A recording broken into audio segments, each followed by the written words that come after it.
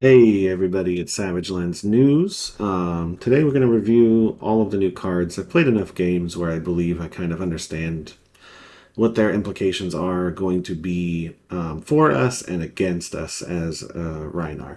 But first off, I wanted to thank everybody. We have over 1,000 views, 50 plus subs. This is really cool. I'm really enjoying the experience, and I'm glad you guys are all here. So let's kick it off. We'll just kind of go through this class by class. I mean, Command and Conquer, Emperor don't really mean anything to us, I don't think, especially in the CC format. Dromai got interesting Ash cards. I don't really think most Dromais are going to be running these into Rhinar. It's a little too slow of a setup. I played a lot of Dromai, so I think the Vincenrikai one is probably pretty good, especially into like Oldhim, Fatigue, kind of those matchups. I just don't really know if they're going to be able to get it down against us without taking too much Intimidate damage, right? But I can see where these cards are going to be useful. I just don't think it's going to have too much impact against us. All right, the fun cards, right? Rhinar's new cards. Rock is interesting and definitely can be and should be explored some more. I have a feeling it needs a couple more cards to help synergize with it. It just kind of revolves around Tunic too much, and in my opinion, Tunic is kind of like that one resource is really important for our major turns. So swinging 7 damage every 3 turns or having to like Scab Skins and E-Pot out just doesn't seem worth it right now. But if somebody can crack the code and build a deck that kind of reliably fires it, that'll be interesting. Bean Tracker is just a straight kind of replacement for Scab Skins. If you don't want to roll, you really only need to do the combo once. I mean, in Blitz, these are absolutely amazing. CC, I've been experimenting with it against certain matchups where I don't take Gambler's Gloves, and I just want that one big turn with like a Savage Feast or bigger Blood Rush or something like that. It has merit. I'm thinking specifically into like Icelander, right, where you can just kind of throw the card down and not have to roll and not have to worry about losing your turn. There's just so many cards that I use specifically for and with Scab Skins. So I actually think these might make it in the Wizards and maybe even into Viserai, where I am worried about that 1 in 6 chance of losing my turn when I want to do something, but it has limitations. Savage Beatdown is the card I'm the most excited about, and it's the one that I'm currently testing right now in my main deck. When you hit the ceiling with this card on a Blood Rush, it's amazing.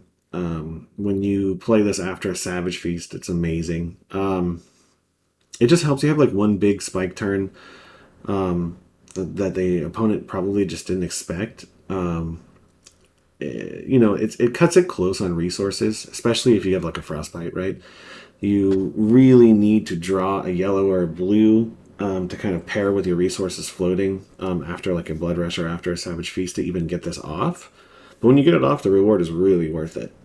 I think this card's amazing. Skullcrack is really good in Blitz, really good in discard decks, not so good in the 2-card variant of Rhinar, right? The only card in the entire deck that really triggers it is like Alpha Rampage, Blood Rush, Savage Feast, and it's fighting for a red spot. It's a 2 for 6, very fair card, only really revolves with discard synergy. I don't see it making a way into my deck, but if I move and kind of crack Berserk, which we'll get to next, then I definitely see its place. Also, it's got the coolest text on it of all of the cards. Berserk. This card has like the highest ceiling and the lowest low, right? I don't see it making it in my version of Rhinar either. The main reason being that it has... So if you count how many blues you have, which is 18 to 17, and then you count Berserks, and then you count Blood Rushes, and no other card outside of just your blues, Berserks, and Blood Rushes, this card has a 33% chance to fail, which is a lot. And then you start adding in like barraging beatdowns or sink belows or whatever, right? And this card's failure rate just goes higher and higher and higher. If you can crack the code get this to fire. I've been experimenting with it in CC with like a much more kind of aggressive Rhinar. The ceiling on this card is like insane. When I get this to fire in CC, like Rhinar seems to be one of the fastest decks out there. But then when you miss, your turn ends, and you have a bunch of non-blocks in your deck, and you don't do well. So I don't really see it being reliable. Maybe if you like can pitch stack it to the second half after you burn a lot of your non-sixes, which is really unlikely because most of your blues are non-sixes and you pitch those, maybe. But I just don't think it's reliable enough for me. If you want to win 15 games in a row, you're not going to do it with a 33% chance to fail, right? Reincarnate, pretty good average fair card. 3 for 7, one below what I would consider as like the best rate. It has a nice effect where, the few times you do discard cards, at least in the 2-card variant, goes to the bottom. Helps you with like those reckless swing later kills. But it's, again, competing for a red slot for 7. And the yellows, I can see you putting in the yellow, but it just doesn't seem to outpace what my other yellows are doing, and I'm not discarding that much. So it doesn't really help me with like a longevity plan. In discard heavy decks, I could see this being good. In Medax decks, for sure, could be good. But that's my thoughts there. Blessing of Savagery is like at its best a turn 0 play, or like you blocked with every card and you have Tunic up and you're just going to drop this for next turn. I don't see it making its way in any deck. It's a non-6. It competes with much better versions of this card. I don't think it's that good. Maybe I'm wrong, but I don't.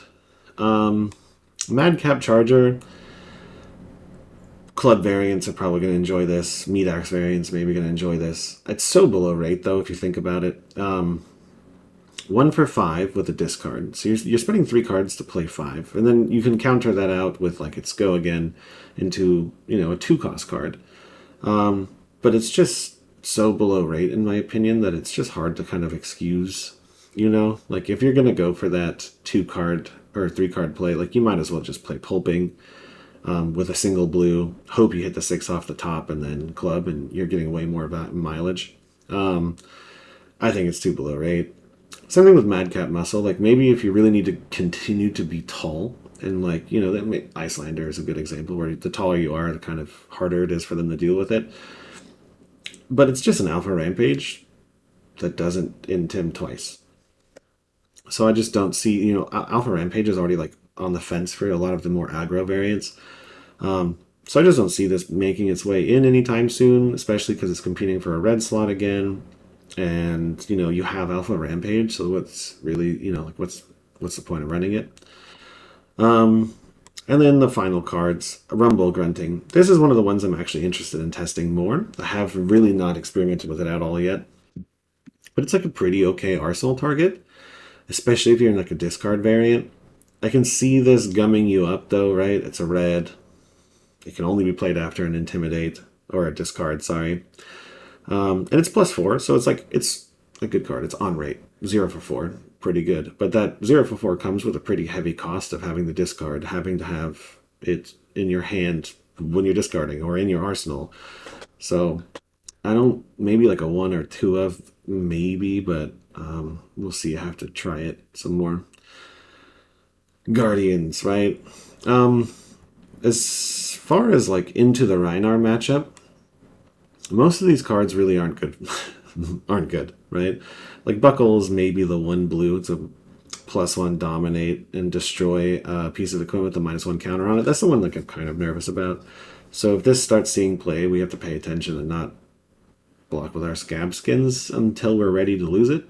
Other than that, most of these are D-Reacts and Blessings, right? And they're very expensive D-Reacts. They're never going to be able to get this off through our Intimidates, right? When they really need this shield wall to go up, we're not the right class to be playing this into. The Blessings overall are all kind of bad. They just don't do very much. And then most of these are like setup cards for your shields. And we don't really have issues with like their shield doesn't do them too much. It's mostly the frostbite, right? So I don't think Guardian's got anything that's going to help them with their Rhinar matchup too much, except for maybe, Buckle.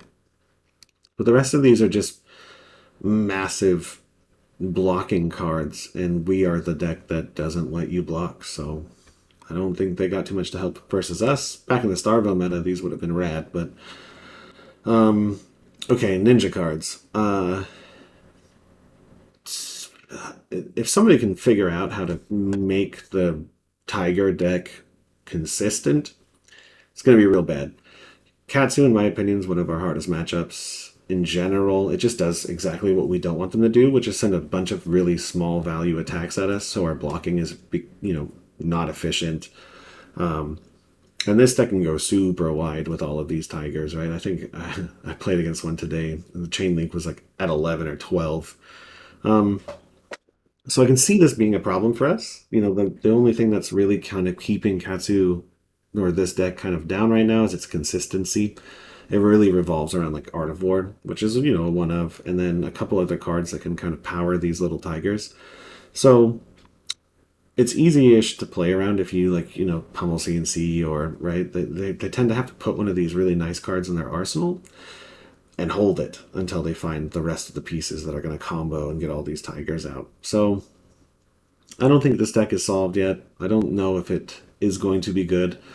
If it ends up being good, this is probably going to be our worst matchup next. It's just way too wide. Too many ones. Your cards can't even block for 3. You're just, and then it's fast, right? Bolton's card. I'm seeing a lot of Boltons online right now, and they're zooming. This has some really interesting implications with Raiden. It has some interesting implications with the combo deck. We have a lot of non-attack actions in our deck, so we were always able to kind of survive through Raiden Bolton and combo Bolton a little bit better than other classes. But if they draw the nuts on turn 3 or 4, you lose, right? That is just kind of how he works. The rest of the warrior cards really like Axe's Dory, but these Axe cards I don't think they deliver enough just yet. However, this card is wild, right? One of the major ways you lose to Dory is accidentally letting them snowball early, right? And this card is like just a snowball enabler. If you don't have D-Reacts at the right time, they can just get this down and then they have a 4 counter that you weren't ready to deal with. They can sneak it in as an instant. Two-handed variants I'm seeing, man, it just seems like really good. You can kind of just always attack. This is a good Dory card. And, we have an okay matchup in the Dory right now. I played against 2 today. Very good card. The rest of them are interesting. I think the main thing with piercing is it's just a new thing you have to play around. It's another 1 for 4, right? This, if you defend it with a piece of equipment, 1 for 4 is really good for Dory. So these 4 breakpoints are what caused the blocking math to be more difficult. The more 1 for 4s or 0 for 4s, or 2 for 4s, or whatever they kind of get, the harder it is for us to keep track of them while we're blocking. So I do think these, 1 for 4 cards are actually really good. It just has the caveat that it only really does it if you blocked with a piece of armor. But against Dory, you're going to at some point, and it's just did it line up with when they had this card in their hand. But we'll see. I think Dory got some stock in this set. I think she, Dories were always kind of hanging around those top tables anyway, so we might see her around. Dash. Oh man, Dash is the real winner of this set, I think. Nami Blaster is amazing. Just free damage that sits on the table. The new high octane version, that's running these hyper drivers and just kind of pistoling you 1,000 times, getting a bunch of free resources, coming in for 1 for 5s or 2 for 5s that are discounted. Pretty good. This one is the most oppressive card in my opinion, especially for the 2-card variant of Rhinar, right? if you're doing your math, you're trading, you're gonna hold on to a card to play swings big out of arsenal or whatever it is. It's a blue, and then they play this at the end of their chain, and they pull that from you. All of your trade math just disappeared, and you have nothing you can do about it. Um, this card is especially punishing if they get it off and you're holding a blood rush in your hand, right? Um, they pull your blood rush, you just ate a whole round of damage, and now you're going to trade back 6 or 7 or 8 instead of 20. Um, so the timing of this card is always at the worst time. This card is really oppressive. It hurts not just Rhinar, but it hurts a lot of other decks. Icelander loses her blue to put in her arsenal. Like all sorts of interesting stuff. I don't like this card at all. Um, BIOS update. It's like hit or miss on whether or not it's good, right? When you boost out items as boost dash on accident and it just came in for 3, sure, it's 1 below rate. It doesn't really help you get your high octanes off. But like, I've had them played, and then here's another pounder. Oh, here's 2 more free resources. It's snowbally for sure. Mechanoid Dash. We had a video about this. If they can get the combo out fast enough, it's scary. We have a way to deal with it. I don't think Powder Keg's really going to see too much play. Um, these 1 and 2 for 5s are actually interesting with the Hyperdriver variant. So I'm seeing a lot of these Hyperdriver variants online with high octane.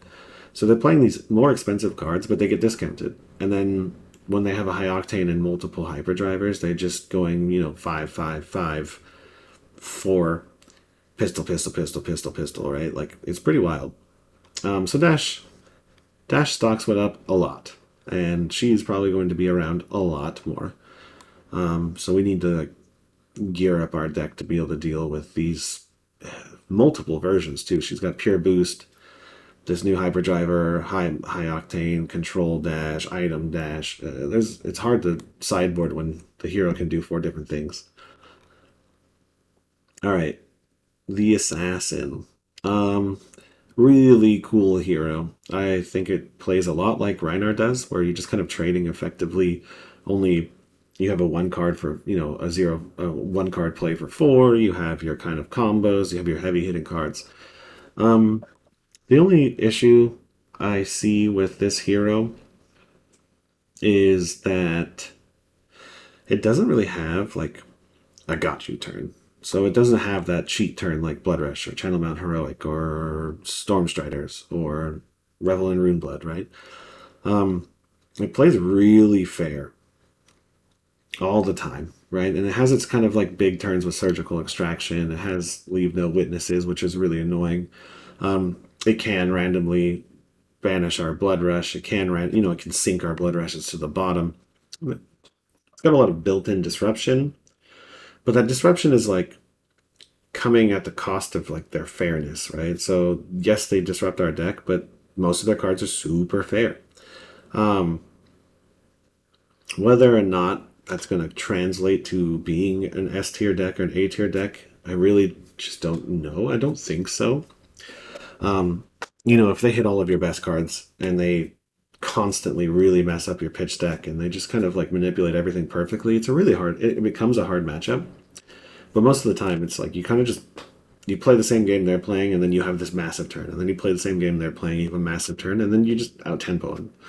So really interesting hero. I'm going to play it a lot. I'm going to mess around with it a lot. I really like the concept, but I don't know if it's meta right now. Um, Rangers. I think it's clear LSS is still unsure of how they want the thematics of Rangers to be. The new aim mechanic is great, except for the fact that like all of these cards, some of these cards are really good, but they all require the aim mechanic to kind of be functioning, and there aren't that many of them, as you can see. So I think Azalea got some good cards. I think they need another set of aim counter cards to really kind of like tie this all together. Um, but these are good. 1 for 5 with an on hit, 0 for 4 with an on hit, and these on hits are like pretty decent, right? I just don't think there's enough aim counter synergy right now to really lift Azalea out of where she is. And obviously Lexi doesn't get quite as much out of this. The aim counters kind of go against what her builds are around her bow. So I don't think Rangers got too much, but they definitely got some nice cards. All right, Runeblade cards. Uh, these cards are really weird, and I like them. I played a lot of Viscerai, combo Viscerai. I like the idea of these kind of combo pieces. I like the idea of them making these cards strong if you pay a price. Um, I don't know if we're going to see too many of these, move into the Briar deck or Chain or even maybe Viscerai is probably the most likely. But this card, Cryptic Crossing, like it's probably the most detrimental on hit of any card in the game right now. They draw a card and you discard a card. That is an incredible amount of power, right? If somebody cracks this card, it is going to be very, very, very painful to play against. But it's 3 for 6, which is not a breakpoint. It requires 2 cards to be pitched for it to trigger its ability. They have to be an attack action and a non-attack action. So there's a lot of hoops to jump through to turn this on. But it's very good. They keep getting Runeblades always get all of the cool cards, right? Like, oh, the only class who can get rid of auras, the only class who can destroy a permanent. It doesn't make sense why they get everything as an aggro deck, but they do. So they got some more cards to deal. This card again, super good if you can trigger its ability, way above rate. Way above rate. But the ability is hard to trigger. So I like the direction. I like that they gave like Turtle Viscerai another way to deal with getting all attack actions out of their hand. Aether Slash is literally just a worse version of a Tales of Aria card. So interesting, weird cards that in the context of like the decks as they are today don't seem that great. But this card's really good if they can get it to work. Wizards. Wizards got tools. I'm not the best wizard player. Um, I really don't even play it. So, but speaking to my wizard friends, they did get some cool cards in here. They're powerful. Swell Tidings is really nice. Brainstorm is really nice. This card, if you can figure out how to get it to work, is insane. Blessing of Aether is another tool that is useful. Gives you +3. This is probably the most useful of the auras, I believe. So Kano got tools. I don't know if Icelander got too much. But it's another one of those new mechanics that I just don't know if is totally fleshed out yet. So we'll see. I think Kano got some stock too. I don't know if it's that much, but he got some cards. In the context of Rhinar, I don't think much changed, right? Same thing with Runeblade. I forgot to go over that. I don't think much changed for us. These matchups stay pretty much the same. Prism's new Invocation really doesn't matter for Rhinar at all. It's a cool card, really good. But we're probably going to pop it. It has Ward on it, which is the most interesting piece. And with our push through of damage and their auras in their hand a lot of the time, like, we're probably going to trigger. Like, 1 Alpha Rampage removes this card, most likely. So, interesting synergy. It's a good card for sure. I don't know if it really makes too much of a difference for us. The most interesting thing here, a lot of these cards are very powerful, but they have Phantasm, so in the context of Rhinar, they're not that scary. But Haze Bending and these Ward cards, I learned, trigger each other. So this new ability, like build up Spectral Shields and all of these Ward cards, gain effects from them, and kind of like inflate your life total is really cool. I have a feeling a new Illusionist is going to come out that is going to take advantage of Ward pretty heavily. But they're really, Dromai is not going to use any of these cards. There's no Prism in the active format right now until, next year. So this is not going to change anything for us as far as Illusionist matchups are concerned, I'm pretty sure. And then the generics, right? So the Royal Helmet has some interesting synergy with greedy decks, I think. I don't know if there's enough royal support to really like warrant this helmet yet. It does give up 2 life. I mean, Briar can cash in on a Channel Mount heroic turn, which is absolutely terrifying. Some decks that revolve around items could maybe, knick-knack it. Kasai got maybe some stocks here, right? Like just a free Blood on Her Hands in the first part of the game. Pretty good. Um, I don't know. I think we'll see if the cat if Cash In is a card that is worth it to some heroes. This crown might see use. I saw like some Kano variants that were revolving around Cash In and copper tokens and that new Brainstorm card. So we'll see. I don't know if it really is going to change our life too much, except for the fact that like maybe a Briar is just going to high roll us even higher. We'll never use Ornate Tenzin, but it's an interesting idea. Spellfray, good in Blitz. Maybe we'll see some use for these cards, but we weren't really seeing any lists with it before. Imperial Edict, interesting. These kind of three generic cards. This is the one I'm curious on. We're one of the few classes you can just like scab skins it out. I don't know if it adds like 5% points or 10% points, whatever, into our Icelander matchup. Maybe it's worth it. Just it's one of. I'm actually going to test this out. I don't like the Icelander matchup personally, so I'm going to put it in and see if I can cheat it out and see if it makes any difference at all. I doubt it will, but it's an interesting idea. And then, gold generation. And then this is the one that I think is interesting for Kano players, maybe. Or even, like combo decks become a problem. You can put this in your arsenal and then, name a card, right? So it's a lot of effort to get this out. But it does turn off Oasis Respite for like your fire turn. I don't know if that's good.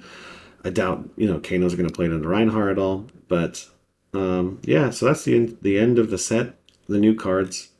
I think the real matchup for us brute players to kind of start paying attention to is definitely Dash. Like I think she got a lot of help.